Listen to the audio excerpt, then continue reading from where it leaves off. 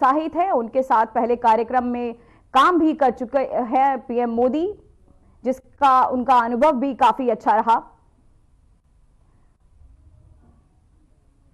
और भी कई कुछ बातें हैं हमारे साथ जुड़ रहे हैं पूर्व राजनयिक दीपक वोरा। चलिए उनसे जानते हैं कि पीएम मोदी फ्रांस पहुंचकर क्या खास बात करने वाले हैं।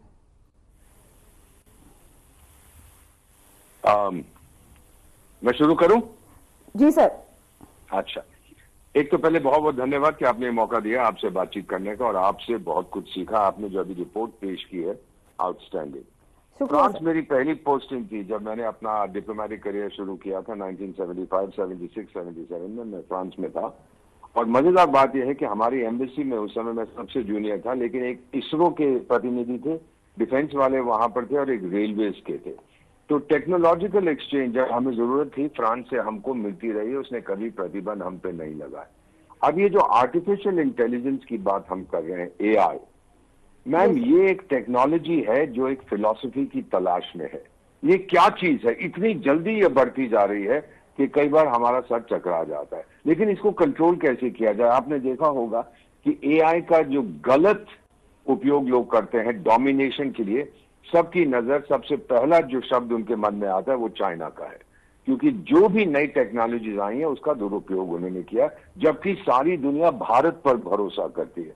इसीलिए मैक्रॉन साहब ने प्राइम मिनिस्टर नरेंद्र मोदी को कहा है कि आप को चेयर करिए।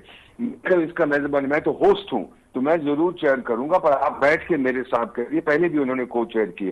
फ्रांस हमारे साथ था इंटरनेशनल सोलर अलायंस में, कोलिशन डिजास्टर रेजिलियंट इंफ्रास्ट्रक्चर में, बहुत सी चीजें हैं जो हमने फ्रांस के साथ किया, और उन्होंने हमारे साथ कभी धोखा नहीं किया, ना हमने उनके साथ किया। तो मेरा मानना है मैम कि जो ग्लोबल साउथ के 150 देश हैं, भारत के अतिरिक्त ग्लोबल साउथ में, चीन को भूल जाइए, वो ग्लोबल साउथ का नहीं है। अगर आप ये देखेंगे, इनमें से कोई नहीं है जिसमें वो क्षमता है कि वो आर्टिफिशियल इंटेलिजेंस को अपने लोगों की भलाई का के लिए उसका प्रयोग करे। केवल भारत जानता है। आईटी में जानना चाहेंगे। हेलो सर, क्या आपको हमारी आवाज आ रही है?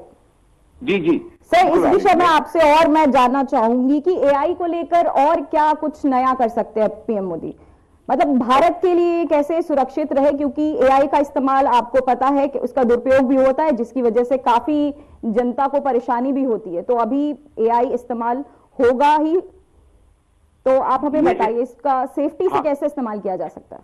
बहुत अच्छा प्रश्न आपने पूछा। इसीलिए मेरा मानना है कि ये एक नई टेक्नोलॉजी आई है। कहां से एकदम से आई है हमें मालूम नहीं, बहुत जल्दी से आई है, लेकिन इसकी गाइडिंग फिलॉसफी वो हम तलाश कर रहे हैं, वो अभी तक कोई ढूंढ नहीं पाया। क्या इसका प्रयोग किया जाएगा कृषि में?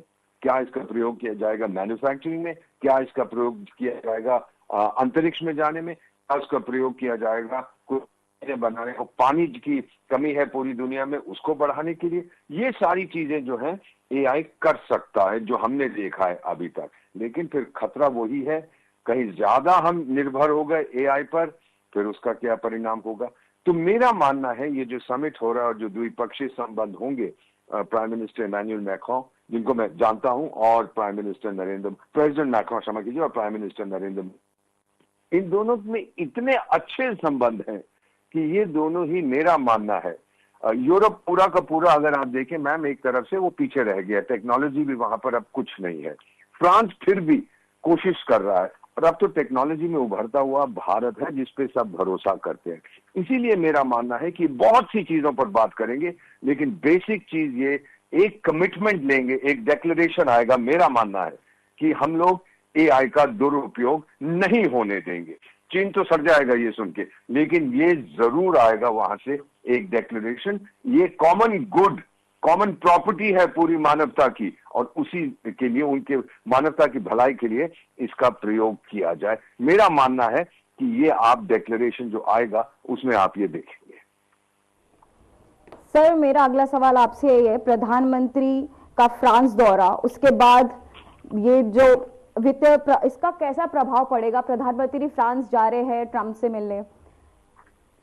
फ्रांस के बाद जब ट्रंप से मिलने जाएंगे अमेरिका, ये सर, हाँ, उन दोनों के बीच में जो संबंध है, अगेन पर्सनल, मैम, शुरू में हमारे जितने टीवी चैनल से, क्षमा कीजिए, हंसते थे लोग, मजाक उड़ाते थे, देखिए पीएम नरेंद्र मोदी सबको जप्फी डालते हैं, उनकी जप्फी डिप्लोमेसी सबसे ज्यादा कामयाब हुई है।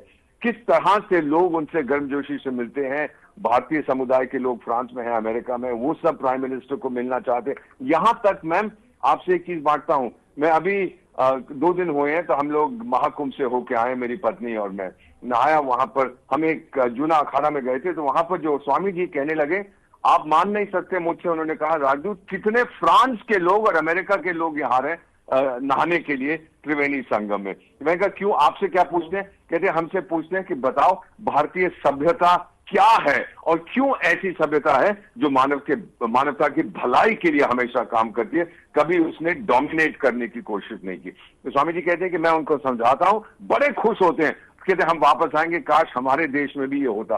तो जो एआई का प्रयोग होगा, मेरा मानना, और अमेरिका में वो डोनाल्ड ट्रंप से मिलेंगे। डोनाल्ड ट्रंप तो कहता है मेक अमेरिका ग्रेट अगेन, पर ये नहीं कहता कि भारत को कमजोर करो, अमेरिका को ग्रेट बनाओ, कोई प्रॉब्लम नहीं है, भारत को कमजोर मत करो। और मैं बताता हूं, 1988 में मैंने उनकी एक इंटरव्यू सुनी थी, अमेरिका की आपकी तरह बहुत मशहूर एंकर है ओपरा विनफ्री, तो उसकी मीटिंग में जो इंटरव्यू हुई थी 88 में, कितने साल हो गए, तो डोनाल्ड ट्रंप कह रहा था देखिए अमेरिका को खोखला कर रहे हैं, जापान के लोग, यूरोप के लोग सब कुछ हमसे ले जाते हैं, हमें कुछ नहीं देते, मैं ये नहीं होने दूंगा।